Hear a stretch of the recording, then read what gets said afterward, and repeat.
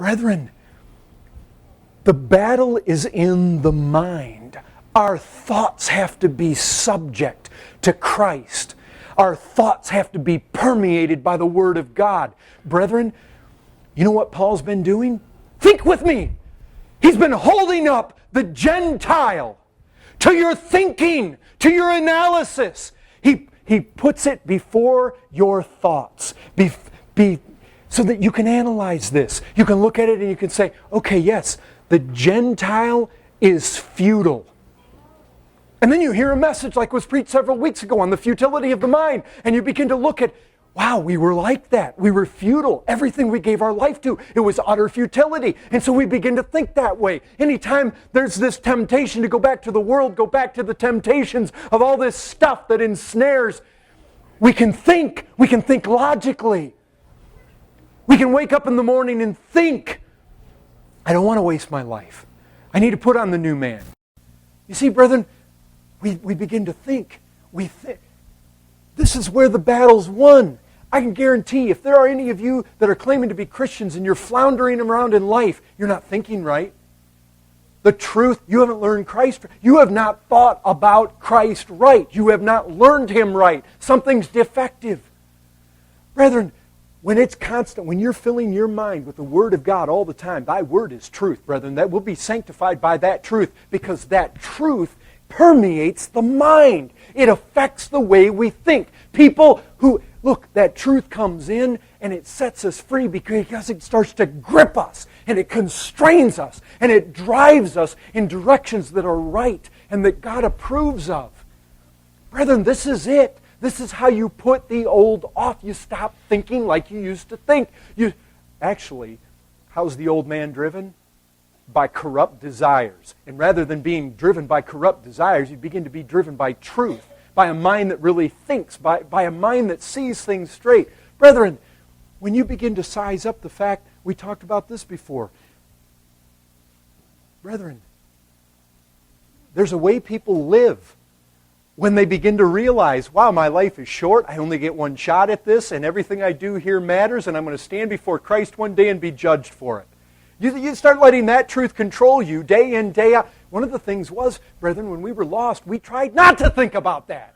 We tried not to think about death. We tried not to think about judgment. We tried not to think about the consequences of sin. We tried not to think about hell.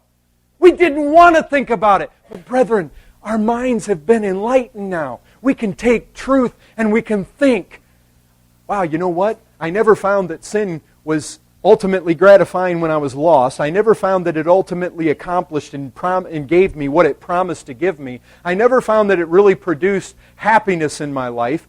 What are you going to do now? You're going to stop thinking that? You're going to stop thinking about the futility that Paul... See, Paul is laying this out so that you can examine this and you can say, yes, that's exactly how my life was. It was greedy with all this sensuality, and I was hard, and I was calloused, and I was alienated from the life of God, and yes, I see it's all true.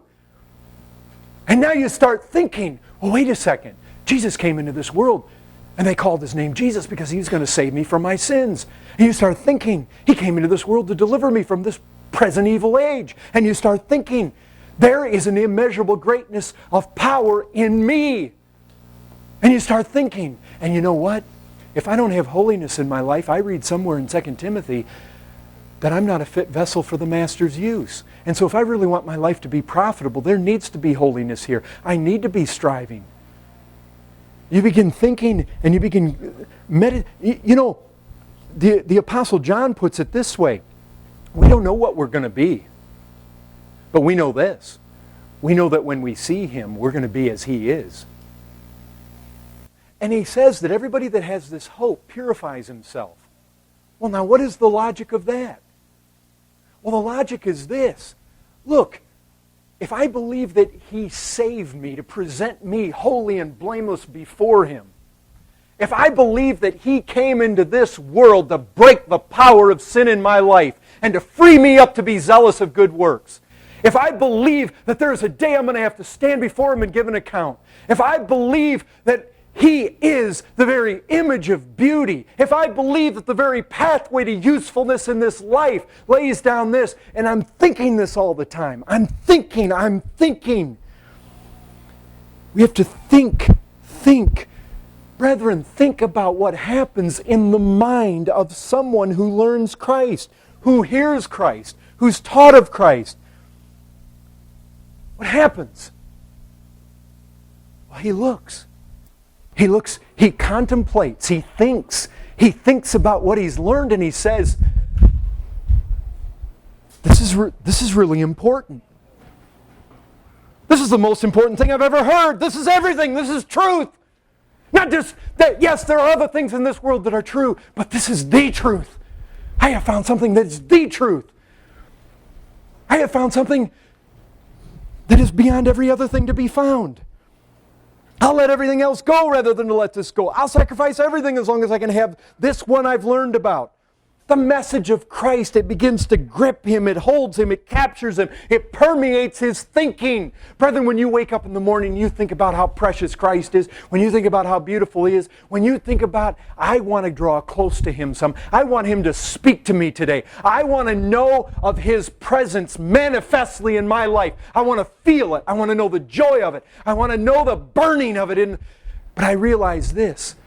There are things that I can do in my life that can hinder that can grieve the Spirit, that can cause it. See, you're thinking, and I don't want that to happen. I'm going to seek to live pure. I'm going to seek to, and all the time we're being driven from the inside. We're being driven by truth in the inner being. We're being driven by the way we think. Brethren, this is the heart of the matter. This is it. This is why the Scriptures are so absolutely critical to your life. Brethren, I'll tell you this too. If it is the image of God, after the likeness of God that we've been created, if this is true, you wake up and you realize, God saved me. I am a child of God. He begets me and puts His image in me. Can you even imagine what Peter said? We're possessors of the divine nature. That is one of the most staggering. That is staggering. We're a possessor of the divine nature.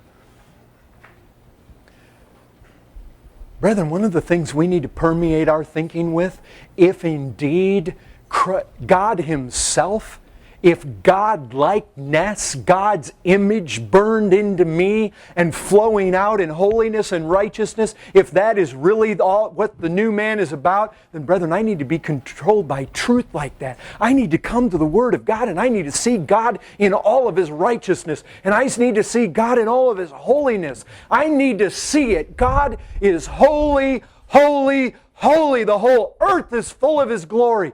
Brethren, that will not capture your soul if you're not in this book.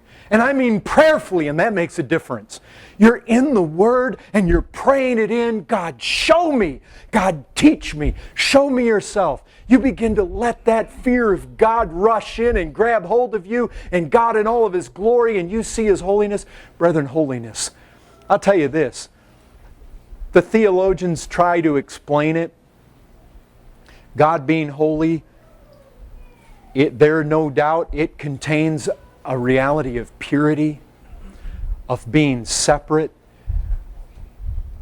But you know, everybody struggles with it. And I think the closest way you come to understanding what holiness means is simply to look at God. It is to take His revealed Word and it is to find out. And I'll tell you, the holiness of God shines probably as brightly as anywhere right there at the cross. I mean, what in the world? It took God Himself to suffer under the indignation of God Himself. God suffering under God. How can the holiness of God and absolute, utter hatred? He is of purer eyes than to behold sin, and He cannot behold it, and it must be punished, and He will crush with His damning power where that is, and Christ becomes sin. I'll tell you, first and foremost, the cross is not about us. It is about God's holy name. It's about God vindicating His own self. Brethren, we begin to see that and it jumps out at us and we see and how righteous He is, how absolutely perfect, how everything about God is upright through and through. Everything He does is pristine perfection of righteousness. And brethren, I wish I could just, squeeze all of that out of here right now. But that's not the way it happens. It comes by a lifetime of being in this Word all the time, and studying and meditating and coming away where, brethren, if you come away from this book and you are not somehow swayed, impacted, influenced, or moved by the truth of it, you're not reading it right. Brethren, if you're neglecting this book, there is simply no excuse. And I mean, pray it in, brethren. It makes a big difference when you pray, when you seek God. Many times we have not because we ask not. One of the things, come to this book and just plead. Remember, brethren, remember. What I emphasized to you about Paul's prayer, there and back in chapter 1, praying that we might have a revelation of Him. We need a revelation of God. We need a revelation of His truth to our soul.